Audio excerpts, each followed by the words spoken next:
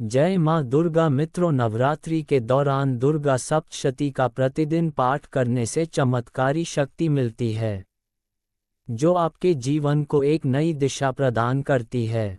इसलिए हम आपको प्रतिदिन दुर्गा सप्तशती के पाठ का श्रवण करवा रहे हैं। आज हम आपको दुर्गा सप्तशती के अध्याय 5, अध्याय 6, अध्याय 7 और अध्याय 8 सुनाने जा रहे हैं। इसे पूरी श्रद्धा से मन लगाकर अंत तक जरूर सुनिएगा। दुर्गा सप्तशती 5वां अध्याय। देवताओं द्वारा देवी की स्तुति। महर्षि मेधा ने कहा, पूर्व काल में शुंभ निशुंभ नामक असुरों ने अपने बल के मद से इंद्र का त्रिलोकी का राज्य और यज्ञों के भाग छीन लिए, और वह दोनों इसी प्रकार सूर्य, चंद्रमा, धर्मराज और वरुण के अधिकार भी छीनकर स्वयं ही उनका उपयोग करने लगे। वायु और अग्नि का कार्य भी वही करने लगे, और इसके पश्चात उन्होंने जिन देवताओं का राज्य छीना था उनको अपने अपने स्थान से निकाल दिया। इस तरह से अधिकार छिने हुए दैत्यों तथा दैत्यों द्वारा निकाले हुए देवता अपराजिता देवी का स्मरण करने लगे कि देवी ने हमको वर दिया था कि मैं तुम्हारी संपूर्ण विपत्तियों को नष्ट करके रक्षा करूंगी। विचार कर सब देवता हिमालय पर गए और भगवती विष्णु माया की स्तुति करने लगे। देवताओं ने कहा, देवी को नमस्कार है, शिव को नमस्कार है, प्रकृति और भद्रा को नमस्कार है। हम लोग रौद्र, नित्या और गौरी को नमस्कार करते हैं। ज्योत्स्नामयी, चंद्रोरूपिणी व सुख रूपा देवी को निरंतर नमस्कार है। शरणागतों का कल्याण करने वाली वृद्धि और सिद्धि रूपा देवी को हम बार 2 नमस्कार करते हैं, और नैऋति, राजाओं की लक्ष्मी तथा सर्वाणी को नमस्कार है। दुर्गा को, दुर्ग स्थलों को पार करने वाली दुर्गपारा को, सारा, सर्वकारिणी, ख्याति कृष्ण और भूम्र देवी को सदैव नमस्कार है। अत्यंत सौम्य तथा अत्यंत रौद्रोरूपा को हम नमस्कार करते हैं, उन्हें हमारा बारंबार प्रणाम है। जगत की आधारभूत कृति देवी को बार बार नमस्कार करते हैं। जिस देवी को प्राणी मात्र विष्णु माया कहते हैं उसको नमस्कार है, उसको नमस्कार है, उसको नमस्कार है। जो देवी संपूर्ण प्राणियों में चेतना कहलाती है उसको नमस्कार है, उसको नमस्कार है, उसको नमस्कार है। जो देवी संपूर्ण प्राणियों में बुद्धि रूप से स्थित है उसको नमस्कार है, उसको नमस्कार है, उसको नमस्कार है। जो देवी सब प्राणियों में निद्रा रूप से विराजमान है उसको नमस्कार है, उसको नमस्कार है, उसको नमस्कार है। जो देवी संपूर्ण प्राणियों में क्षुधा रूप से विराजमान है उसको नमस्कार है, उसको नमस्कार है, उसको नमस्कार है। जो देवी संपूर्ण प्राणियों में छाया रूप से स्थित है उसको नमस्कार है, उसको नमस्कार है, उसको नमस्कार है। जो देवी सब प्राणियों में शक्ति रूप से स्थित है उसको नमस्कार है, उसको नमस्कार है, उसको नमस्कार है। जो देवी संपूर्ण प्राणियों में तृष्णा रूप से स्थित है उसको नमस्कार है, उसको नमस्कार है, उसको नमस्कार है। जो देवी सब प्राणियों में शांति रूप से स्थित है उसको नमस्कार है, उसको नमस्कार है, उसको नमस्कार है। जो देवी सब प्राणियों में जाति रूप से स्थित है उसको नमस्कार है, उसको नमस्कार है, उसको नमस्कार है। जो देवी सब प्राणियों में लज्जा रूप से स्थित है उसको नमस्कार है, उसको नमस्कार है, उसको नमस्कार है। जो देवी संपूर्ण प्राणियों में श्रद्धा रूप से स्थित है उसको नमस्कार है, उसको नमस्कार है, उसको नमस्कार है। जो देवी संपूर्ण प्राणियों में कांति रूप से स्थित है, जो देवी सब प्राणियों में लक्ष्मी रूप से स्थित है उसको नमस्कार है, उसको नमस्कार है, उसको नमस्कार है। जो देवी संपूर्ण प्राणियों में वृत्ति रूप से स्थित है उसको नमस्कार है, उसको नमस्कार है, उसको नमस्कार है। जो देवी सब प्राणियों में स्मृति रूप से विराजमान है उसको नमस्कार है, उसको नमस्कार है, उसको नमस्कार है। जो देवी सब प्राणियों में दया रूप से स्थित है वह उसको नमस्कार है, उसको नमस्कार है। जो देवी सब प्राणियों में तुष्टि रूप से स्थित है उसको नमस्कार है, उसको नमस्कार है, उसको नमस्कार है। जो देवी संपूर्ण प्राणियों में मात्र रूप से स्थित है उसको नमस्कार है, उसको नमस्कार है, उसको नमस्कार है। जो देवी संपूर्ण प्राणियों में भ्रांति रूप से स्थित है उसको नमस्कार है। उसको नमस्कार है। उसको नमस्कार है। जो देवी संपूर्ण प्राणियों में नित्य व्याप्त रहती है उसको नमस्कार है। उसको नमस्कार है। उसको नमस्कार है। जो देवी चैतन्य रूप से इस संपूर्ण संसार को व्याप्त करके स्थित है उसको नमस्कार है। उसको नमस्कार है। उसको नमस्कार है। पूर्व काल में देवताओं ने अपने अभीष्ट फल पाने के लिए जिसकी स्तुति की है और देवराजेंद्र ने बहुत दिनों तक जिसका सेवन किया है वह कल्याण की साधनाभूता ईश्वरी हमारा कल्याण और मंगल करे तथा सारी विपत्तियों को नष्ट कर डाले। असुरों के सताए हुए हम संपूर्ण देवता उस परमेश्वरी को इस समय नमस्कार करते हैं तथा जो भक्तिपूर्वक स्मरण किए जाने पर तुरंत ही सब विपत्तियों को नष्ट कर देती है वह जगदम्बा इस समय भी हमारा मंगल करके हमारी समस्त विपत्तियों को दूर करें। महर्षि मेधा ने कहा, हे राजन, इस प्रकार जब देवता स्तुति कर रहे थे तो उसी समय पार्वती देवी गंगा में स्नान करने के लिए आई। तब उनके शरीर से प्रकट होकर शिवा देवी बोली, शुंभ दैत्य के द्वारा स्वर्ग से निकले हुए और निशुंभ से हारे हुए ये देवता मेरी स्तुति कर रहे हैं। पार्वती के शरीर से अंबिका निकली थी, इसलिए उसको संपूर्ण लोक में कौशिकी कहते हैं। कौशिकी के प्रकट होने के पश्चात पार्वती देवी के शरीर का रंग काला हो गया और वह हिमालय पर रहने वाली कालिका देवी के नाम से प्रसिद्ध हुई। फिर शुंभ और निशुंभ के दूत चंडमुंड वहां आए और उन्होंने परम मनोहर रूप वाली अंबिका देवी को देखा। फिर वह शुंभ के पास जाकर बोले, महाराज, एक अत्यंत सुंदर स्त्री हिमालय को प्रकाशित कर रही है, वैसा रंग रूप आज तक हमने किसी स्त्री में नहीं देखा। हे असुरेश्वर, आप ये पता लगाएं कि वह कौन है और उसको ग्रहण कर ले।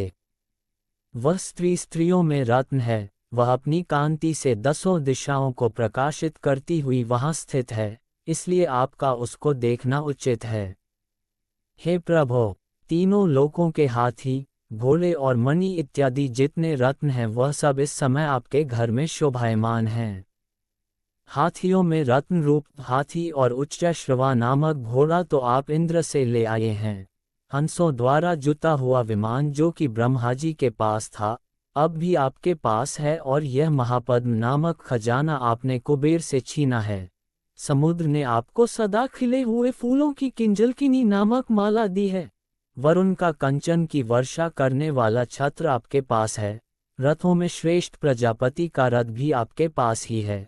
हे दैत्येंद्र, मृत्यु से उत्क्रांतिका नामक शक्ति भी आपने छीन ली है और वरुण का पाश भी आपके भ्राता निशुंभ के अधिकार में है, और जो अग्नि में न जल सके 2 वस्त्र भी अग्निदेव ने आपको दिए हैं। हे दैत्यराज, इस प्रकार सारी रत्नरूपी वस्तुएं आप संग्रह कर चुके हैं, तो फिर आप ये कल्याणकारी स्त्रियों में रत्नरूप अनुपम स्त्री आप क्यों नहीं ग्रहण करते।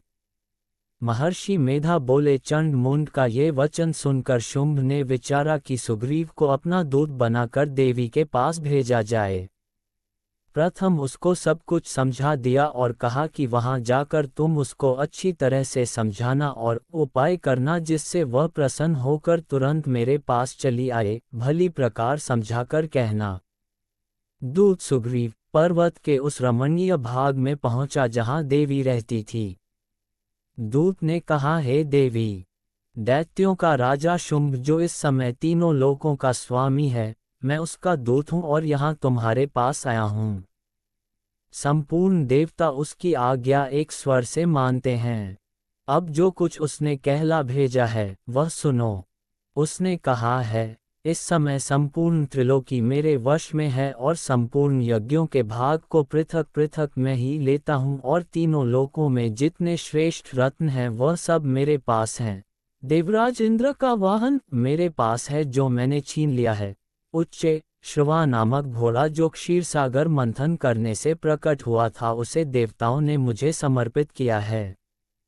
हे सुंदरी, इनके अतिरिक्त और भी जो रत्नभूषण पदार्थ देवताओं के पास थे वह सब मेरे पास हैं।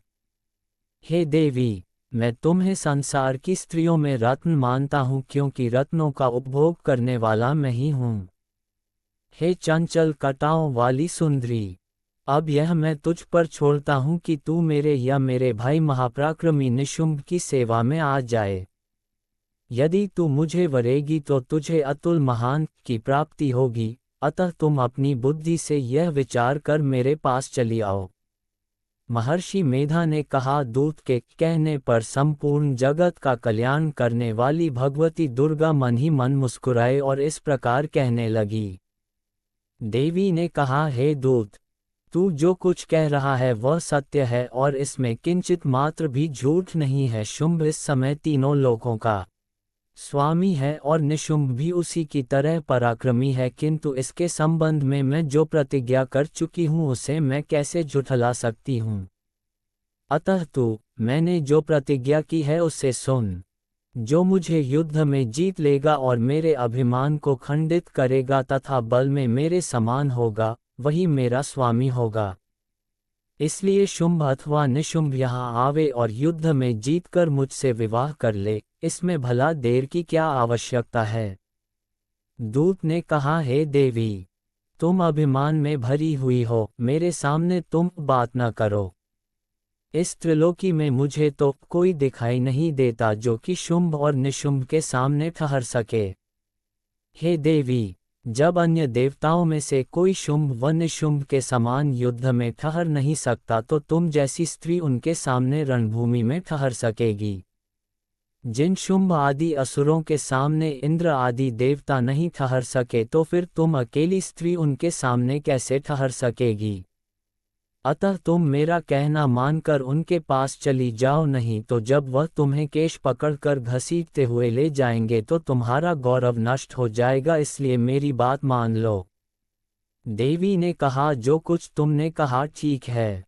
शुंभ और निशुंभ बड़े बलवान है, लेकिन मैं क्या कर सकती हूँ क्योंकि मैं बिना विचारे प्रतिज्ञा कर चुकी हूँ। इसलिए तुम जाओ और मैंने जो कुछ भी कहा है वह सब आदरपूर्वक असुरेंद्र से कह दो, इसके पश्चात जो वह उचित समझे करें। दुर्गा सप्तशती छठा अध्याय। धूम्रलोचन वाद। महर्षि मेधा ने कहा, देवी की बात सुनकर दूत क्रोध में भरा हुआ वहां से असुरेंद्र के पास पहुंचा और सारा वृतांत उसे कह सुनाया।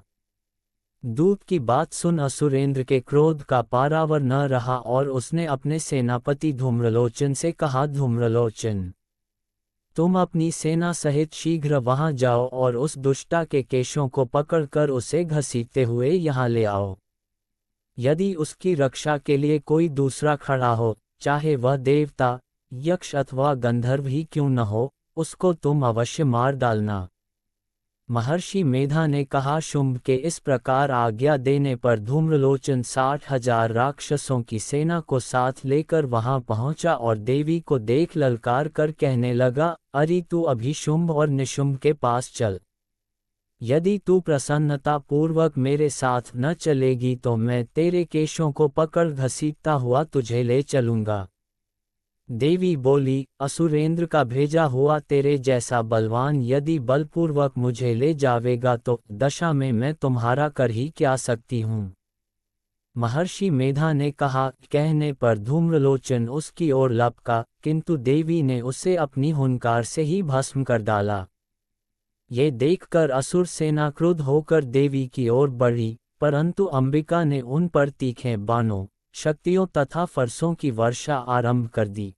इतने में देवी का वाहन भी अपनी ग्रीवा के बालों को झटकता हुआ और बड़ा भारी शब्द करता हुआ असुर सेना में कूद पड़ा। उसने कई असुर अपने पंजों से, कई अपने जबड़ों से और कई को धरती पर पटक कर अपनी दाढ़ों से घायल करके मार डाला।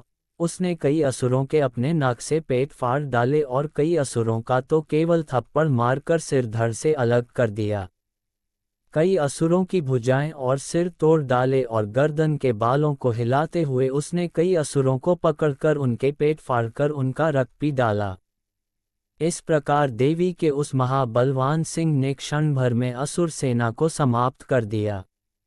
शुंभ ने जब ये सुना कि देवी ने धूम्रलोचन असुर को मार डाला है और उसके सिंह ने सारी सेना का संहार कर डाला है, तब उसको बड़ा क्रोध आया।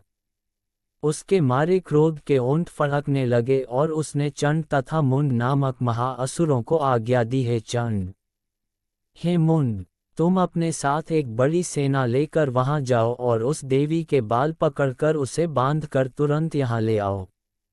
यदि उसको यहाँ लाने में किसी प्रकार का संदेह हो तो अपनी सेना सहित उससे लड़ते हुए उसको मार डालो, और जब वह दुष्टा और उसका सिंह दोनों मारे जावें तब भी उसको बांधकर यहाँ ले आना। दुर्गा सप्तशती 7वां अध्याय। चंड और मुंड का वध। महर्षि मेधा ने कहा, दैत्यराज की आज्ञा पाकर चंड और मुंड चतुरंगिनी सेना को साथ लेकर हथियार उठाए हुए देवी से लड़ने के लिए चल दिए।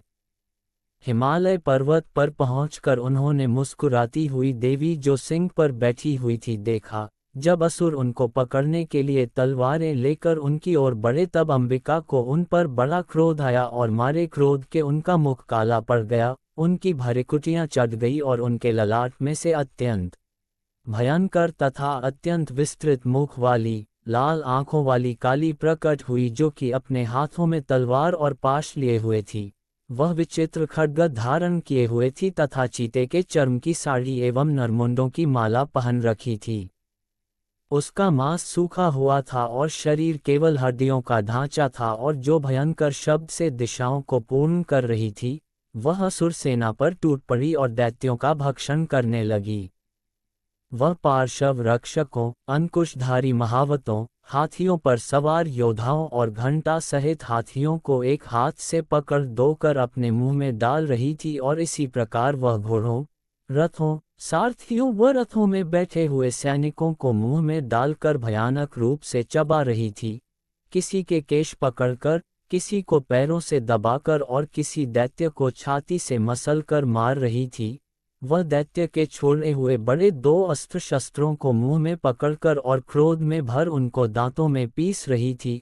उसने कई बड़े 2 असुर भक्षण कर डाले, कितनों को रौंद डाला और कितनी उसकी मार के मारे भाग गए। कितनों को उसने तलवार से मार डाला, कितनों को अपने दांतों से समाप्त कर दिया, और इस प्रकार से देवी ने क्षण भर में संपूर्ण दैत्य सेना को नष्ट कर दिया। ये देख महापराक्रमी चंड काली देवी की ओर पलका और मुंड ने भी देवी पर अपने भयानक बाणों की वर्षा आरंभ कर दी और अपने हजारों चक्र उस पर छोड़े। उस समय वह चमकते हुए बाण व चक्र देवी के मुख में प्रविष्ट हुए इस प्रकार दिख रहे थे जैसे मानो बहुत से सूर्य मेघों की घटा में प्रविष्ट हो रहे हों। इसके पश्चात भयंकर शब्द के साथ काली ने अत्यंत जोश में भरकर विकट अट्टहास किया।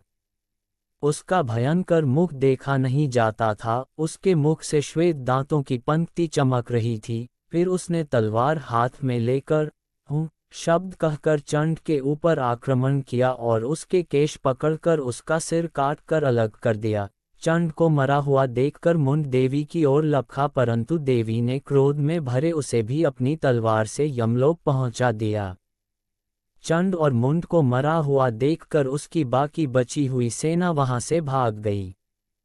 इसके पश्चात काली चंड और मुंड के कटे हुए सिरों को लेकर चंडिका के पास गई और प्रचंड अट्टहास के साथ कहने लगी, हे देवी, चंड और मुंड 2 महादैत्यों को मारकर तुम्हें भेंट कर दिया है। अब शुंभ और निशुंभ का तुमको स्वयं वध करना है। महर्षि मेधा ने कहा, वहां लाए हुए चंड और मुंड के सिरों को देखकर कल्याणकाई चंडी ने काली से मधुर वाणी में कहा, हे देवी, तुम चूंकि चंड और मुंड को मेरे पास लेकर आए हो, अतः संसार में चामुंडा के नाम से तुम्हारी ख्याति होगी। दुर्गा सप्तशती 8वां अध्याय। महर्षि मेधा ने कहा, चंड और मुंड नामक असुरों के मारे जाने से और बहुत सी सेना के नष्ट हो जाने से असुरों के राजा प्रतापी शंभु ने क्रोध युक्त होकर अपनी संपूर्ण सेना को युद्ध के लिए तैयार होने की आज्ञा दी। उसने कहा, अब उदयुध नामक 86 असुर सेनापति अपनी सेनाओं के साथ युद्ध के लिए जाएं और कंबु नामक 84 सेनापति भी युद्ध के लिए जाएं और कोटि वीर्य नामक 50 सेनापति और धौम्रकुल नाम के 100 सेनापति प्रस्थान करें। कालक, दोहृद, मौर्य और काल के ये दैत्य भी मेरी आज्ञा से सचकर युद्ध के लिए कूच करें। भयानक शासन करने वाला असुरों का स्वामी शुंभ इस प्रकार आज्ञा देकर बहुत बड़ी सेना के साथ युद्ध के लिए चला। उसकी सेना को अपनी ओर आता देखकर चंडिका ने अपनी धनुष की टंकोर से पृथ्वी और आकाश के बीच का भाग गुंजा दिया। हे राजन, इसके पश्चात देवी के सिंह ने दहाड़ना आरंभ कर दिए और अंबिका के घंटे के शब्दों ने उस ध्वनि को और भी बढ़ा दिया। धनुष की टंकोर, शेर की दहाड़ और घंटे के शब्द से पृथ्वी और आकाश के बीच का भाग गूंज उठा और इसके साथ ही देवी ने अपने मुख को और भी भयानक बना लिया। भयंकर शब्द को सुनकर राक्षसी सेना ने देवी तथा सिंह को चारों ओर से घेर लिया। हे राजन, उस समय दैत्यों के नाश के लिए और देवताओं के हित के लिए ब्रह्मा, शिव, कार्तिकेय, विष्णु तथा इंद्र आदि देवों की शक्तियां जो अत्यंत पराक्रम और बल से संपन्न थी, उनके शरीर से निकलकर उसी रूप में चंडिका देवी के पास गई। जिस देवता का जैसा रूप था, जैसे आभूषण थे और जैसा वाहन था, वैसा ही रूप, आभूषण और वाहन लेकर उन देवताओं की शक्तियां दैत्यों से युद्ध करने के लिए आई। हंस युक्त विमान में बैठकर और रुद्राक्ष की माला तथा कमंडलू धारण करके ब्रह्मा जी की शक्ति आई। वृषभ पर सवार होकर, हाथ में त्रिशूल लेकर, महानाग का कनकन पहनकर और चंद्ररेखा से भूषित होकर भगवान शंकर की शक्ति माहेश्वरी आए और मोर पर आरूढ़ होकर, हाथ में शक्ति लिए दैत्यों से युद्ध करने के लिए कार्तिकेय जी की शक्ति उन्हीं का रूप धारण करके आए। भगवान विष्णु की शक्ति गरुड़ पर सवार होकर शंख, चक्र, श्रांत गदा, धनुष तथा खंडक हाथ में लिए हुए आए। श्रीहरि की शक्ति वाराही, वाराह का शरीर धारण करके आए और नरसिंह के समान शरीर धारण करके उनकी शक्ति नारसिंही भी आए। उसकी गर्दन के झटकों से आकाश के तारे टूट पड़ते थे और इसी प्रकार देवराज इंद्र की शक्ति भी के ऊपर सवार होकर आए। पश्चात इन देव शक्तियों से घिरे हुए भगवान शंकर ने चंडिका से कहा, मेरी प्रसन्नता के लिए तुम शीघ्र ही इन असुरों को मारो। इसके पश्चात देवी के शरीर में से अत्यंत उग्र रूप वाली और सैकड़ों गीदड़ियों के समान आवाज करने वाली चंडिका शक्ति प्रकट हुई। उस अपराजिता देवी ने धूमिल जटा वाले भगवान श्री शंकर जी से कहा, हे प्रभो, आप मेरी ओर से दूत बनकर शुंभ और निशुंभ के पास जाए और उन अत्यंत गर्वीले दैत्यों से कहिए तथा उनके अतिरिक्त और भी जो दैत्य वहां युद्ध के लिए उपस्थित हों, उनसे भी कहिए, जो तुम्हें अपने जीवित रहने की इच्छा हो तो त्रिलोकी का राज्य इंद्र को दे दो। देवताओं को उनका यज्ञ भाग मिलना आरंभ हो जाए और तुम पाताल को लौट जाओ, किंतु यदि बल के गर्व से तुम्हारी लड़ने की इच्छा हो तो फिर आ जाओ, तुम्हारे मांस से मेरी योगिनियां तृप्त होंगी। चूंकि उस देवी ने भगवान शंकर को दूत के कार्य में नियुक्त किया था, इसलिए वह संसार में शिवदूती के नाम से विख्यात हुई। भगवान शंकर से देवी का संदेश पाकर उन दैत्यों के क्रोध का कोई आर पार न रहा और वह जिस स्थान पर देवी विराजमान थी वहां पहुंचे और जाने के साथ ही उस पर बाणों और शक्तियों की वर्षा करने लगे। देवी ने उनके फेंके हुए बाणों, शक्तियों, त्रिशूल और फरसों को अपने वाणों से काट डाला और काली देवी उस देवी के साथ आगे खड़ी होकर शत्रुओं को त्रिशूल से विदीर्ण करने लगी और खटवांग से कुचलने लगी। ब्राह्मणी जिस तरफ दौड़ती थी, उसी तरफ अपने कमंडलू का जल छिड़क कर दैत्यों के वीर्य व बल को नष्ट कर देती थी और इसी प्रकार माहेश्वरी त्रिशूल से, वैष्णवी चक्र से और अत्यंत कोप वाली कौमारी शक्ति द्वारा असुरों को मार रही थी और के बाजू के प्रहार से सैकड़ों दैत्य रक्त की नदियां बहाते हुए पृथ्वी पर सो गए। वाराही ने कितने ही राक्षसों को अपनी थूथन द्वारा मृत्यु के घाट उतार दिया। दाढ़ों के अग्रभाग से कितने ही राक्षसों की छाती को चीर डाला और चक्र की चोट से कितनों ही को विदीर्ण करके धरती पर डाल दिया। बड़े दो राक्षसों को नारसिंही अपने नखों से विदीर्ण करके भक्षण कर रही थी और सिंहनाद से चारों दिशाओं को गुंजाती हुई रणभूमि में विचर रही थी। शिवदूती के प्रचंड अट्टहास से कितने ही दैत्य भयभीत होकर पृथ्वी पर गिर पड़े और उनके गिरते ही वह उनको भक्षण कर गई। इस तरह क्रोध में भरे हुए मातृगणों द्वारा नाना प्रकार के उपायों से बड़े बड़े असुरों को मरते हुए देखकर राक्षसी सेना भाग खड़ी हुई और उनको इस प्रकार भागता देखकर रक्तबीज नामक महापराक्रमी राक्षस क्रोध में भरकर युद्ध के लिए आगे बढ़ा।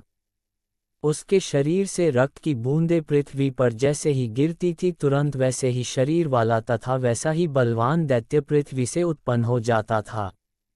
रक्तबीज गदा हाथ में लेकर के साथ युद्ध करने लगा। जब ने अपने वज्र से उसको मारा तो घायल होने के कारण उसके शरीर से बहुत सा रक्त बहने लगा और उसकी प्रत्येक बूंद से उसके समान ही बलवान तथा महापराक्रमी अनेकों दैत्य भयंकर रूप से प्रकट हो गए।